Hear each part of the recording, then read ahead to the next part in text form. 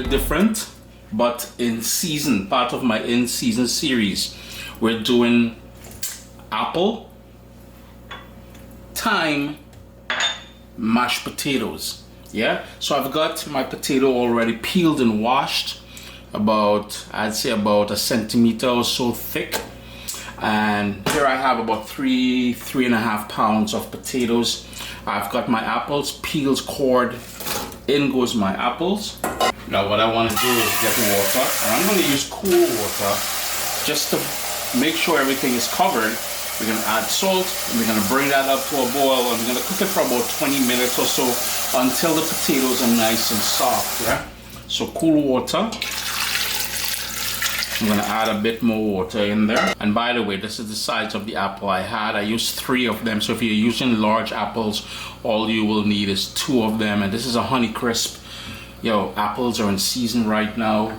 Herbs from my garden. I'm going to grab some chive from my garden, some garlic from my dad's garden. And yeah, it seems a little bit weird, but I'm telling you, apple in the mashed potato with those flavors that we're bringing there.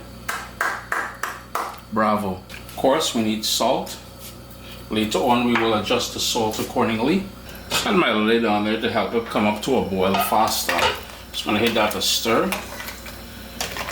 And again, you just want to cook it until the apples, the apple will get soft quickly. And the reason why for the Honeycrisp is it will hold its shape, but the potato, it will only take 15-20 minutes or so.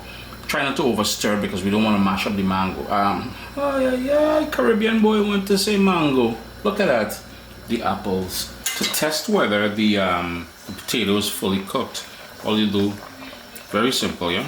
You grab a piece and you go with a paring knife. See, all the way through, no resistance. I'm just gonna give that 1 more minute, and the apples are already cooked. I checked it earlier. I'm gonna give that 1 more minute, then I'm gonna strain it. And you wanna turn the heat down to low and bring the pot uncovered back in here, right? Put the potatoes in there uncovered. What we're trying to do is dry out most of the moisture that would still be in there. This way, it's all about the flavor and texture and everything else. I'm giving you guys something, yo man. You're gonna win points with this one. And there we go. I'm just gonna have this on the low heat. Well, the residual heat would have been perfect as well too. What we're gonna do is leave this there for about a minute, and then I'm gonna shove it over, and I'm gonna bring another pot on here where we're gonna flavor the milk that's gonna go in there to whip it or mash it or however else you want to do it. You hear that little sizzle that you're hearing? That's the extra water that's burning off. Just gonna move this over my pot with my milk. Low heat. Well, I'm going to crank up the heat in a minute because I want to bring it up till you start seeing tiny bubbles on the side. I want to flavor this now. I've got 3 cloves of garlic that I smashed, half stick of butter, which is about 4 tablespoons of butter. Just going to toss him in there. I got one more thing I want to add in there, which is a tiny bit of nutmeg. You don't want to go too heavy with the nutmeg.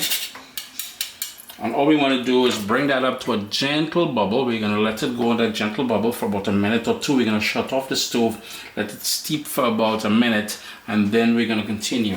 I'm quite happy with what happened here, so I'm going to turn off my stove. Yeah, this is hot. I'm going to set that aside, and I'm going to bring back the potato in here. Let that steep in the meanwhile, while I move this over one more time. And the reason for using such a big pot, if you're wondering, is because it'll be easier on camera for you all to see what I'm doing, yeah? Let me just adjust this for a second. Black pepper. And you can add as much as you can handle. Printable recipe will be available at caribbeanpot.com. A bit more salt.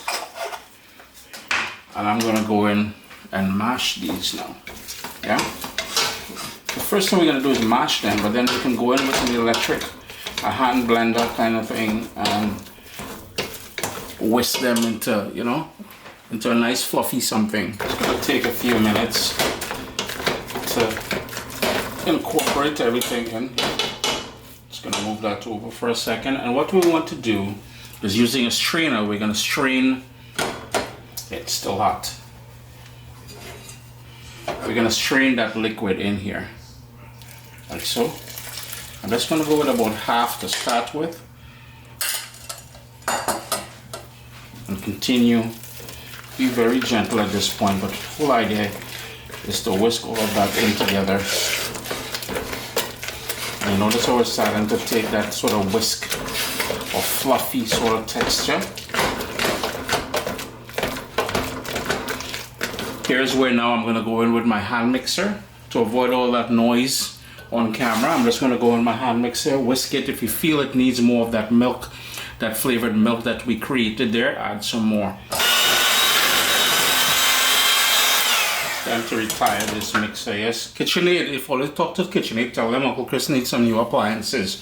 I need a new whisk like this one.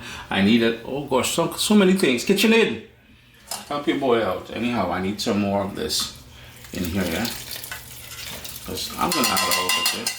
With that, I may have gone overboard with the milk there, but nice and fluffy there. Oh wow. I'm gonna hit that one more little dose of that black pepper. It's a beautiful little sweetness from the apples, boy. A bit more salt and some chives from my garden. All we're gonna do is fold that in. ChrisACaribbeanPot.com, not a Caribbean recipe by any stretch of the imagination. Yeah, I went overboard there with the milk. All you need is 3/4 cups of that milk. I went in with a full cup, but I'm telling you, boy, proper things. Not a Caribbean recipe, as I was about to say there, but yo, in season, the new series I've been doing, and I keep saying the word new. It's no longer new. It's been a couple months now I've been doing this. I just want to use seasonal ingredients. To me, the apples, the chive, the thyme, and you know, it's Thanksgiving in Canada in a few days, so it's a great little recipe to put together if you're doing Thanksgiving in the US, wherever else later on in the year. It's a good option. All right, just hold back on the milk though. I'm gone.